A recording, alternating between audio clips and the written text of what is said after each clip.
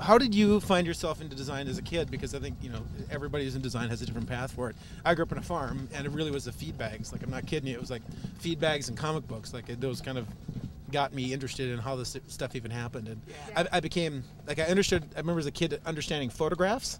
Like, okay, they make photographs, but how do they make these printed things? Like, honestly, it was much more of a technical problem. How do you get these mass-produced things? Yeah.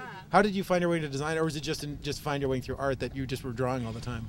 I think that was part of it, but I think I was already always kind of interested in signs around town, and in the small towns you get the great hand painted signs, and that really was part of it. But I was also, oh my god! Oh, look at that! Look at this!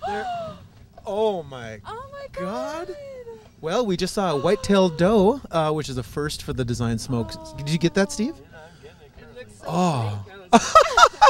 It's hard to prop those. It's really hard to prop. That's a good sign. That is really an amazing sign. Here, bravo. Congratulations. Nice. What a great start to your vacation. Tail. Yeah. I saw a deer in here this summer, and I was blown away. I never heard of deer being down here. Yeah, well, we have deer down in my neighborhood, because there's an island called Pike Island that I go running around on Sundays, and it's a little deer sanctuary, naked. And we actually, this gets really kind of disgusting, but I run with these two guys, and one time we were down there, and it was unseasonably warm for, I think, November.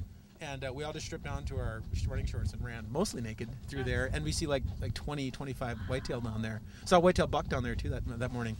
Wow. But to see a whitetail doe at 15 degrees at 3 in the afternoon is crazy. So we should explain where we are now. That was such a who gives a fuck about design? It's just beautiful. Gosh, thank you so much for the deer. That was so nicely propped. Did you see the deer? Yeah, it'd be great. And if you could butcher it for supper, that'd be awesome. Well, I was waiting for you to pull out the gun, but all you need is little notes and it'll follow right along. We're on the Stone Arch Bridge, beautiful downtown Minneapolis, and we're going over a braided chain of ice and water. It's end of February, so there's already been a little bit of a melt. So normally you wouldn't see this much open water here, but we had a little bit of a melt here the past 2 or 3 weeks. So I haven't seen the new bridge from this area. Yeah, it's beautiful. The new 35W bridge over there, which we go running underneath that as well. It's an okay bridge from up top, but you get underneath this thing, and it is a piece of modern artwork. It's gorgeous. The view from underneath it, which is absolutely elevating, beautiful thing, and the only people who see it are hobos, students, and me. I love it. It's a real shame. It's a real shame. It's good to see it up. It is kind of good to see it up. For the past year in projects, I haven't seen a bunch of stuff that you've done, and by the time this probably airs, all that stuff will be done for you. What are your favorite things that you're working on right this very minute, or stuff you just finished? Well, as Katie mentioned, we are wrapping up something for the Minnesota Orchestra. It's a blog website. They are doing a European tour at the end of February. Yep. And I've been a big fan of what I've seen of your stuff in the orchestra so far. I think it's really proper and beautiful and really emotional. Cool. And not crappy. And it's really hard to get art stuff not to be crappy. Oh, nice. It's hard. So we that's about to go live. We've been working with some developers at a place called Puny on that. Oh yeah, I know and they've Puny. been rocking it hard. And we're super excited for that. That's going up soon, and in correlation, or not really correlation, but pre-orchestra, we did some stuff for the Minnesota Opera, which is really awesome as well. We got to do just these really great Photoshop collages to create sweet graphics and assets, because they didn't really have a lot going into it.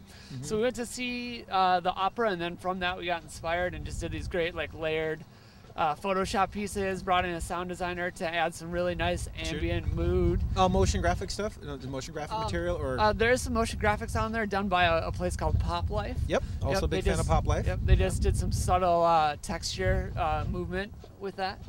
Yeah, it's, I think that's the thing that we get a lot with the size clients that we work with, is that we're often having to come up with a lot of assets. So I think that's where the illustration photography thing really helps us out, where we can just be like, and it's not a burden. It's not a burden. It's something you really enjoy. Yes. It's very rare to find that. Yeah, there's nothing kind of pre-done that we have to really incorporate. So we really enjoy doing that. We had done some work for a flower studio in town here called Bastion Skoog, and awesome. And they were great to work with too. And again, we did custom pattern works for them, and some custom just icons and things like that. So it was really great to kind of I think a lot of times we're able to take brands kind of from the the beginning and really just elevate them or work them for the web or But running to that image work, like running to that photography and running to illustration rather than kind of shrinking from it.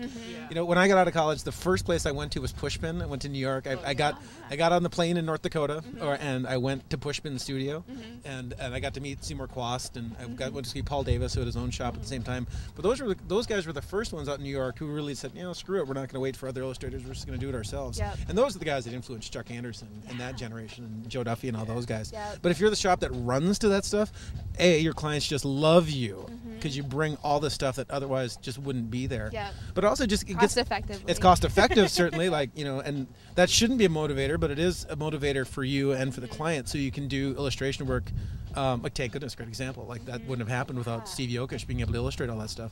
But if you can run to that, you just enjoy your job so much more, and the quality of work is so much better. It's so much better. So much better. I feel like it's just really allows us to offer a higher quality solution in the end for the client's money. We don't have to outsource it or buy stock and stuff like that.